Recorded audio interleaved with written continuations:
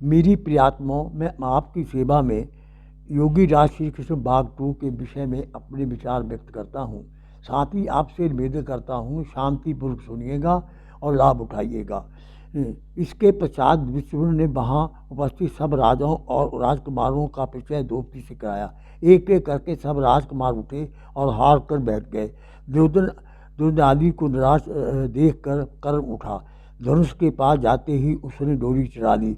वह क्षण भर में लक्ष्य को भेज देता, परंतु द्रौपदी ने जोर से बोल उठी, मैं पुत्र को नहीं भरूंगी। कर्ण ने धनुष को नीचे रख दिया। शिशुपाल, जरासंध, शल्य आदि सब वहाँ की दशा ही हुई। अर्जुन के चित्त में यह संकल्प उठा कि अब मैं लक्ष्य भेद करूं। अपने बड़े भाई युधिष्ठिर की आज्ञा लेकर अर्जुन उठे।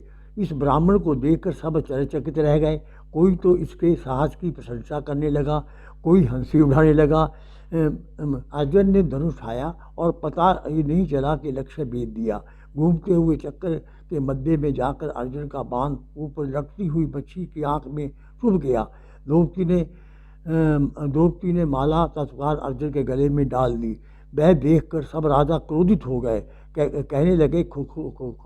कहने लगे द्रुपद ने हमारा अपमान किया है। वह हमारे रहते हुए ब्राह्मण के साथ अपनी कन्या का विवाह करना चाहता है। सब मिलकर द्रुपद को मार डालो कहने लगे। यह कहकर वे द्रुपद पर आक्रमण करने लगे। डर के मारे द्रुपद ब्राह्मणों की शरण में चले गए। ब्राह्मणों ने कहा, हम सब राजाओं का संहार कर डालेंगे। अर्जुन ने सबको शांत करके कहा, आप शांति से बैठिए, मैं अकेला ही अपने बाणों से सबको छिन्न भिन्न कर दूंगा। राजाओं ने लड़ाई आरंभ कर दी। बहुत घमासान युद्ध हुआ, परंतु अर्जुन और भीम ने सबको मजा चखा दिया। राजा लोग हार कर अपना समूह लिए अपने अपने डेरों पर चले गए। युधिष्ठिर को निकोलस देव को देखकर पहले से अपने डेरों पर चले गए। अब अर्जुन और भीम भी ब्राह्मणों के गिरे हुए द्रौपदी के साथ अपने निवास स्थान पर चल पड़े। माता कुंती अर्जुन और भीम को आने की प्रतीक्षा कर रही थी। उसी समय तीसरे पैर भीम और अर्जुन द्रौपदी को साथ लिए अपने घर आ गए। द्वार से ही अर्जुन ने कहा, माँ, आज हम ये भिक्षा लाए हैं। किंतु कुंती ने बिना देखे उत्तर दिया, तुम सब मिलकर भोग लो। कुंती ने बाहर आकर जब द्रौपदी को देखा तब वह चिंता करने लगी और कहने लगी, मैंने ये क्या कह दिया। उसने युधिष्ठिर से सलाह ली। शेष चारों भाइयों के साथ विचार किया। युधिष्ठिर सबसे बड़े ज्येष्ठ पुत्र थे, इसलिए सब सम्मति द्रौपदी युधिष्ठिर को सौंप दी गई और उसकी पत्नी बनकर रहने लगी। जो पौराणिक भाई कहते हैं द्रौपदी 5 की पत्नी थी, लेकिन ये ठीक नहीं है। द्रौपदी का विवाह युधिष्ठिर से हुआ था। इसके 50 श्री कृष्ण बड़े भाई बलराम के साथ पांडवों के निवास पर आए और उन्हें बधाई देते हुए अपनी प्रसन्नता व्यक्त की। युधिष्ठिर ने जब श्री कृष्ण से पूछा, हम तो यहाँ आकर छिप कर रह रहे हैं, आपने हमें कैसे पहचान लिया। श्री कृष्ण ने उत्तर दिया, क्या लोग छिपी हुई आग को भी नहीं ढूंढ लेते। यह बड़े आनंद की बात हुई। दुर्योधन की अभिलाषा पूरी न हुई और आप लोग रक्षा गृह से निकल आए। आपस में वार्तालाप के बाद श्री कृष्ण और बलराम पांडवों से विदा के लेकर चले गए। राजा द्रुपद को अभी तक यह नहीं ज्ञात हो सका कि द्रौपदी को जीतकर कौन ले गया। द्रौपदी की आज्ञा से उसका पुत्र धृष्टद्युम्न उसका पता लगाने के लिए निकला और उसने गुप्त रूप से पांडवों का भेद ले लिया और जाकर सब समाचार द्रुपद को कह सुनाया। द्रुपद की प्रबल अभिलाषा थी कि पांडवों का परिचय प्राप्त करना चाहिए। तब उसने अपना एक दूत युधिष्ठिर के पास भेजा। उसने आकर प्रार्थना की, महाराज, द्रुपद ने आप लोगों के लिए भोजन तैयार करवा दिया है, आप सब द्रौपदी के साथ वहाँ चलिए। राजा द्रुपद का निमंत्रण स्वीकार कर पांचों भाई माता कुंती और द्रौपदी के साथ राजमहल में के लिए चल पिए। राजा द्रुपद ने अच्छी प्रकार उनका स्वागत किया। माता कुंती और द्रौपदी को विश्राम करके रनिवास में ले गई और पांचों भाई अपने अपने कमरों में बड़े प्रेम और आदर के भाव के साथ उन्हें भोजन कराया। भोजन के पश्चात उनका परिचय प्राप्त करने की इच्छा से द्रुपद ने युधिष्ठिर को बुलाया और परिचय प्राप्त करना चाहा। युधिष्ठिर ने बताया, मैं महात्मा पांडु का ज्येष्ठ पुत्र युधिष्ठिर हूँ। मेरे चारों भाई भीम, अर्जुन, नकुल और सहदेव वहाँ बैठे हैं। मेरी माता कुंती राजकुमारी द्रौपदी के साथ रनिवास में निवास कर रही है। पांडवों का परिचय प्राप्त कर राजा दुष्ट बहुत प्रसन्न हुए और उन्होंने द्रौपदी को विधिवत विवाह करने का आयोजन दिया। राजा की विनय सुनकर दौम्य ऋषि राजमहल में पधारे और उन्होंने शास्त्र विधि से द्रौपदी का विवाह ज्येष्ठ भ्राता युधिष्ठिर के साथ मंत्रों के चार के साथ करवा दिया। विवाह के बाद द्रौपदी ने उन्हें रतन, धन, विशेष सामग्री दहेज में दी तथा उत्तम घोड़े जुटे हुए 100 हाथी, 100 रथ, 100 हाथी, वस्त्र, भूषण आदि प्रत्येक पांडवों को दिए। जो दहेज होता है वो पिता की ओर से एक प्रकार का अपनी कन्या को गिफ्ट होता है, बुरा नहीं है। लेकिन जब हम जबरदस्ती करते हैं तभी बुरा बन जाता है। इसके पश्चात हस्तिनापुर कुछ समय के रहने के बाद युधिष्ठिर ने सौम्य के राजा गोमासन की देविका से स्वयंवर विवाह किया और उससे योध्या नाम का पुत्र हुआ। इस प्रकार स्वयंवर विवाह में भी इसलिए स्वयंवर विवाह भीम का बलंदरा से और नकुल का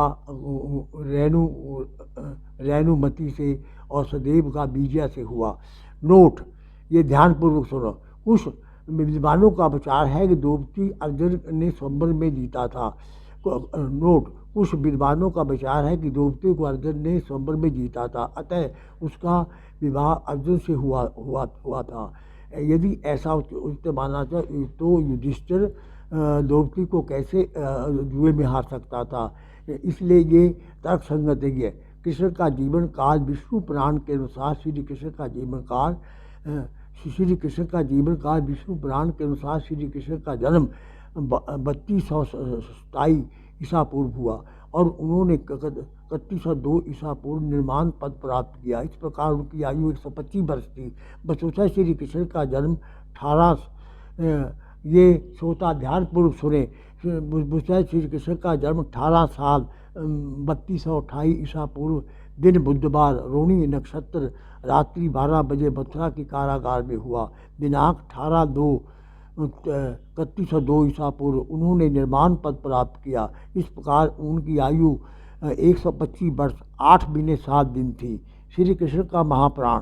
महाभारत युद्ध के समाप्त होने पर श्री कृष्ण 36 वर्ष तक निर्भीकता से द्वारका में रहे, परंतु इस समय वे उनकी जाति यादव वंशों में घमंड, राग, द्वेष, मदिरापान आदि का अभ्यास बहुत बढ़ गया था। श्री कृष्ण जी के अधिकार के बाहर यादव वंशी हो गए थे।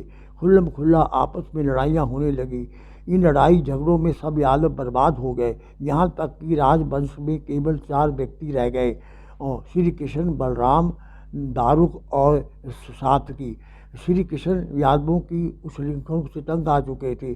जरासंध से यादवों की रक्षा हो चुकी थी। जरासंध के झूठे साम्राज्य के स्थान पर युधिष्ठिर का मधुर सुंदर साम्राज्य स्थापित कर दिया गया था। उसकी छत्र छाया में यादवों का संग फल फूल रहा था, मुरझा ना पाए। अच्छा, इसका प्रबंध भी पूर्णतः किया जा चुका था, परंतु यदि यादवों की करनी ही कुछ ऐसी थी कि पाशविक बल का साम्राज्य हो और अपने अधीन प्रत्येक राज्य को प्रीतिपूर्वक आत्मनिर्णय का अधिकार प्रदान करने वाला धार्मिक साम्राज्य हो, इसका नाश होना अवश्यंभावी था। श्री कृष्ण की बुद्धिमत्ता इसमें क्या करे। इस प्रकार से पूर्ण साध्य संपूर्णों को निमित्त होकर श्री कृष्ण ने बाणप्रस्थ ले लिया और ज्ञान साधना में मस्त रहने लगे। उसी अवस्था में एक दिन किसी दूर खड़े जरा नामक शिकारी के तीर के घायल होकर प्राण छोड़ने की उद्यत हो गए थे कि बेचारा भ्रांति का मारा चरणों में आ गिरा। उसने पश्चाताप किया कि किसी महात्मा को मृग समझकर उसके पवित्र प्राणों का घातक हुआ हूँ। श्री कृष्ण ने हंसते हंसते उसे भय ध्यान दिया, उसका अनजाने में किया हुआ अपराध क्षमा कर दिया। और यह उदारतम मनोवृत्ति उनके अपने कहे गीता के आदर्श के 16 आने अनुकूल थी।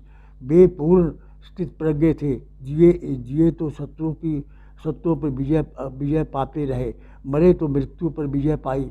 अर्जुन ने उनकी देह का दाह कराया, चंदन और विधि प्रकार से सुगंध द्रव्यों चिता पर डाले, इससे चिता महक उठी। परंतु श्री कृष्ण की विशेष महक उनके सत्कार्यों से अमर कीर्ति थी, अब तक चारों ओर फैल रही थी। संसार में धार्मिक शासन की अवस्था साथ साथ फैली।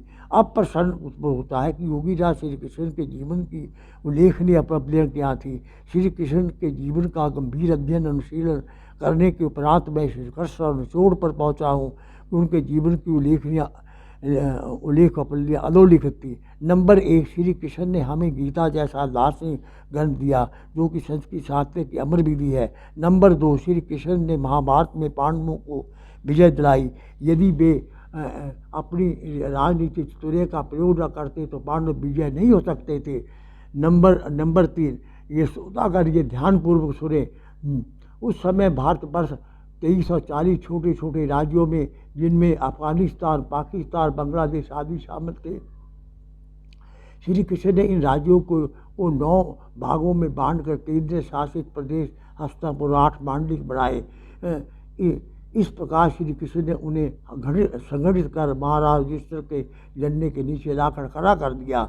उन्होंने इस प्रकार चक्रवर्ती राज्य प्रदान किया। ये उनकी अत्यंत उल्लेखनीय उपलब्धि थी। नंबर 4, श्री कृष्ण ने अत्याचारों पापों का नाश करके धर्म की स्थापना की। वस्तुतः योगीराज श्री कृष्ण को योगेश्वर के नाम से पुकारा जाता है। योगेश्वर वह व्यक्ति होता है जो तुरीय अवस्था में पार कर होता है। आज तक केवल अग्रलिखित 6 व्यक्ति ही योगेश्वर हुए हैं। इनके नाम ध्यान पूर्व सुनिएगा। नंबर 1, शिवजी महाराज। नंबर 2, जनक जी महाराज। नंबर 3, सुखदेव जी महाराज। नंबर 4, दत्तात्रेय जी महाराज। नंबर 4, योगीराज श्री कृष्ण जी महाराज। नंबर 4, बाबा गोरखनाथ जी महाराज। श्री कृष्ण ब्रह्म विष्णु महेश, श्री कृष्ण जी ब्रह्मा विष्णु महेश, श्री शंकराचार्य, महर्षि दयानंद, स्वामी विवेकानंद आदि की भांति महामानव थे। परंतु यह बड़े दुख और दुर्भाग्य का विषय, कई प्राण के भाई ने श्री कृष्ण को गबाला, मक्खन चोर, गोपियों का मतवाला बना दिया। परंतु उनका वास्तविक चित्र महाभारत में अंकित होता है और पुराणों में ही। जैसा चमुपति जी लिखते हैं, महाभारत में श्री कृष्ण की सबसे पहली जीवनी है योगेश्वर श्री कृष्ण, पेज पृष्ठ 28। अंत में वे महापुरुष थे, नए ईश्वर के अवतार, जिन्होंने अपना समूचा जीवन मानव सेवा की में अर्पण कर दिया। अतः महर्षि दयानंद ने श्री कृष्ण के चित्र का वास्तविक वर्णन किया है। मैं श्रोताओं से निवेदन करूँगा कि इसे ध्यानपूर्वक सुनिएगा और इसे ध्यानपूर्वक सुनिएगा।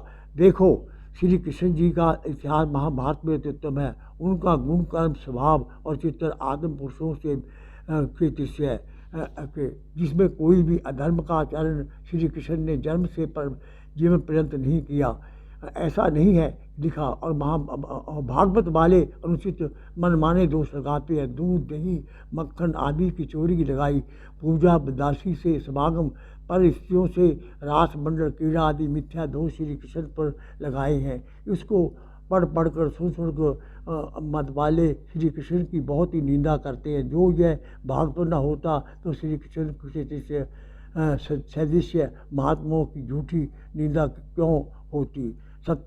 सत्यार्थ प्रकाश 11वां समलास। मेरी प्रियात्माओं, मैं आज आपकी सेवा में अब श्री कृष्ण के जीवनी के बारे में एक कविता प्रस्तुत करना चाहता हूँ। योगीराज श्री कृष्ण के पावन जीवन की गाथा, इसके ध्यानपूर्वक सुनिएगा और लाभ उठाइएगा। पावन अत्याचार को आकर मटाया कृष्ण ने, हो रहा था जुल्म भारी, आ बचाया कृष्ण ने, कैसे अत्याचारी मामा को भी मार डाला कृष्ण ने। प्रजा थी भारी दुखी, दुख से छुड़ाया कृष्ण ने, कंस के दुष्साथियों को भी पछाड़ा कृष्ण ने। बंदरों से मुक्त था, सबको कराया कृष्ण ने। गोपाल कृष्ण गौओं को बड़े प्रेम से वन में चराया कृष्ण ने। पाल कर गौओं को गो पालन कराया कृष्ण ने। यह सत्य है, लाशन माखन चराया कृष्ण ने। अपनी ही गौओं से ही माखन को खाया कृष्ण ने। योगी कृष्ण वन में रहकर 12 वर्ष की तपस्या थी बड़ी। रुक्मिणी संग होते ही ब्रह्मचर्या निभाया कृष्ण ने। वेद के अनुसार सारी योग क्रियाओं को कर योग द्वारा अपने को योगी बनाया कृष्ण ने। वीरता की धरती थी गंभीरता विद्वान थी, वीरता की धरती थी गंभीरता थी विद्वता थी सबके दिल में, और आदर आदर था पाया श्री कृष्ण ने। ईश्वर भक्त श्री कृष्ण ईश्वर के भक्त थे, न ईश्वर के अवतार। वेद के अनुकूल जीवन था बनाया कृष्ण ने। नीति से निपुण और धर्म के रक्षक थे। गीता का उपदेश अर्जुन को सुनाया कृष्ण ने। हो कर्म निष्पाप भर मोक्ष के भागी बने। कर्म अकर्म विकर्म का भेद बताया कृष्ण ने। मित्र उद्धारक कृष्ण गुरुकुल का था, से पाठी सामा जब मिला। चरण धोए प्रेम से गले लगाया कृष्ण ने। मित्र की देखी दशा तो नैन में आंसू मित्र की देखी दशा तो नैन आंसू में भरे। दरिद्रता सब दूर की ऊंचा उठाया कृष्ण ने। निर्मानी कृष्ण राजा का स्वादिष्ट भोजन त्याग कर निर्धन घर गया। विदर के घर प्रेम से था खाया साग कृष्ण ने। यज्ञ मंत्री ब्राह्मणों के पाप दिलाने का काम, ऐसी सेवा में ऊंचा दर्जा पाया कृष्ण ने। धर्म रक्षक कृष्ण अन्याय और पाप के संघर्ष जीवन का धर्म की रक्षा हित जीवन लगाया कृष्ण ने। था अधर्मी जो दुर्योधन उसको समझाया बहुत, पर जब न माना तो युद्ध में सफाया। जब न माना तो किया युद्ध में सफाया कृष्ण ने। सोमानी कृष्ण शिशुपाल की गालियाँ जब हद से ऊपर बढ़ गई, काटा सर उसका सुदर्शन चलाया कृष्ण ने। भागवत का कृष्ण कोई और होगा विश्व में। यह न खुद नाचे ना सखियों को नचाया कृष्ण ने। आपत पुरुष कृष्ण महर्षि दयानंद ने आपत पुरुष उनको लिखा। इतना भारी पद कृष्ण ने पाया कृष्ण ने। आर्यों के वंश में थे, आर्यों की शान थे, सर्वगुण संपन्न थे, योगी राज कहलाया कृष्ण ने। सेवक उनके गुण तो वर्णन नहीं कर पाया, इतना अद्भुत विश्व में सद्गुण पाया था कृष्ण ने। ओम शांति।